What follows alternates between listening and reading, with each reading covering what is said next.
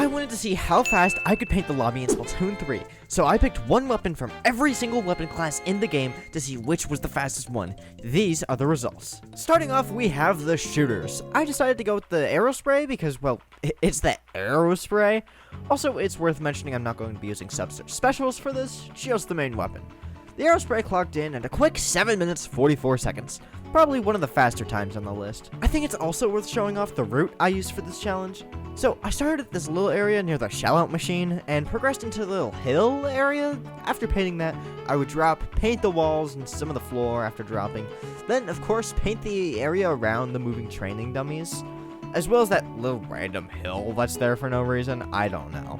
Finally, paint the walls and floor by the copybot, and you're done. Our next target was the roller class. For this, I used the Big Swig, one of my personal favorite rollers. Unfortunately, rollers are so slow when it comes to painting walls, and well, that brings this class to a very sad 13 minutes 18 seconds. Very slow time. Keep in mind, I am not an expert on a lot of these classes, so some of these results may be wrong. I encourage you to go try this out for yourself and see what your time is. After Roller's sad ability to not paint walls, we had the Chargers! For this class, I decided to go for the Squiffer as it has a lack of penalty when jump charging. I will say that GooTuber also could qualify because it has fairly good paint with its tap shots and a fairly long charge hold. Luckily for us though, Squiffer didn't have too much trouble painting walls, but unfortunately it is, well, a Charger. But hey, let's see what the moment was like when I finished painting. So technically I finished painting the lobby with a Charger, but it may have been a bit unpainted. I couldn't really see it. The final time for Chargers though was 14 minutes 13 seconds. Ouch. Our next class was the Sloshers, for which I chose a Tried Slosher? I feel like Sloshing Machine would have been a way better option for this, but I guess I can't really argue with myself. There isn't really much to say here other than what the final time for Sloshers was 10:32. Also, can anyone tell me what is happening in this clip? I genuinely don't know.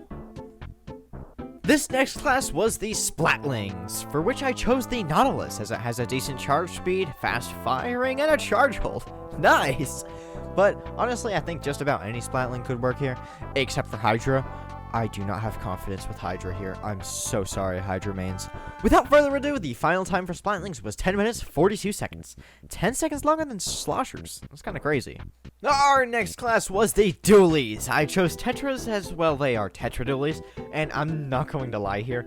The Dualies were such a fun class to do this challenge with. It was by far my favorite class to do out of all 11 classes in this game. It was also very quick, 9 minutes 26 seconds. About the same time it takes me to beat Run 1 on Cool Math Games. Guess what class is next? If you said blasters, you would be wrong. It is the Brellas. And this screen is just sad. Obviously, I chose Splatbrella because I'm not going anywhere near that. And Brellas took 10 minutes 49 seconds, which is still shorter than Rollers somehow. I don't know how that happened. Okay, Blaster fans, you're gonna love this next class because it's the Brushes. No, I'm joking. It's actually Blasters. For this, I obviously used the Rapid Blaster because Rapid's in its name. It's obviously a fast painter, I think. And honestly, kind of shocking how it got a 9 minute 55 seconds. Like, that's still in range of my Run 1 PB on Cool Math Games. Alrighty, cephalopods, it's time for the brushes. I chose the ink brush for this one, and oh my god, I couldn't feel my hand after this one. I had to take like a 5-minute break after this because I just couldn't handle it. Props to Rocker Ray for using this thing, because oh my god. Anyways, the brush got in 11 minutes 7 seconds, mainly because it struggled with the walls, which I'm coming to learn is a common pattern with a lot of weapons. Like, most of them struggle with painting walls for some reason. I don't know, that's kind of weird. Up next, we have the Stringers, one of the most overpopulated classes out there. Just look at how many bows there are. It's absurd. They even have their own amiibo.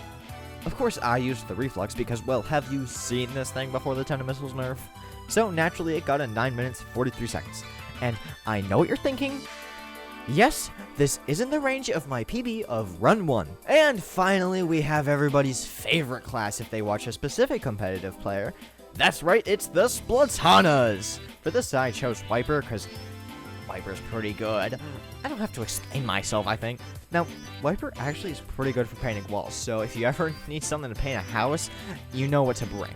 And without further ado, the Wiper's final time is 9 minutes, 58 seconds. So, now that we have reviewed one of every single class, which was the fastest and which was the slowest?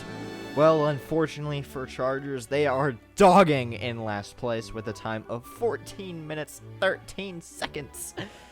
But on the flip side, the best and fastest way to paint the lobby in Splatoon 3 is going to be the shooters, with a time of 7 minutes and 44 seconds, which is, like, insane, considering the second place was Doolies with a time of 9 minutes and 26 seconds. So that settles it. The Aerospray is officially the best way to paint the lobby in Splatoon 3. Who would have guessed?